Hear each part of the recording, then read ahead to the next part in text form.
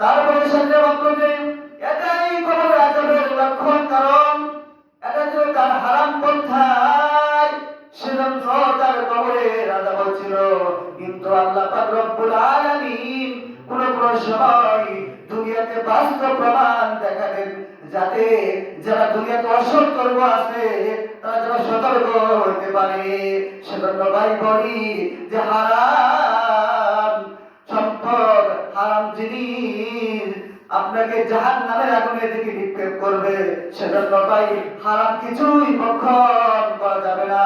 হারাম খুর যারা তারা কোনদিন জান্নাতের গানও পাইবে না।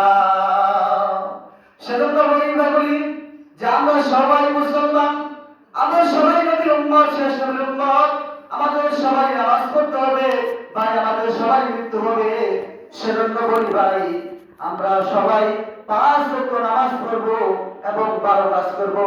হারাম পথে চলবো না, সৎ পথে চলবো, কারণ রিজিকের মালিক হলো একমাত্র আল্লাহ পাক রব্বুল আলামিন।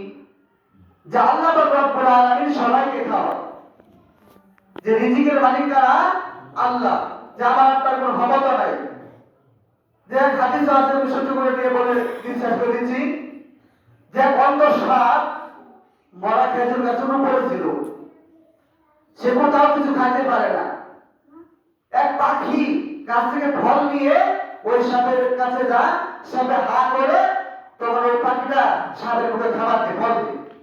যে এটাও আল্লাহ পাক রব্বুল আলামিন মাফ করে খাওয়া। যে রিজিকের মালিক কারা? আল্লাহ পাক রব্বুল আলামিন। যা আল্লাহ পাক রব্বুল আলামিনের কাছে ভরসা করতে হবে।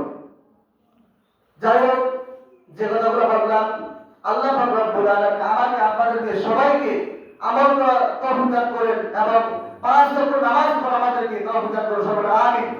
ওয়া আলহামদুলিল্লাহি রাব্বিল আলামিন। আসসালামু আলাইকুম। যারা সুন্নাত পড়েন সুন্নাত পড়েন।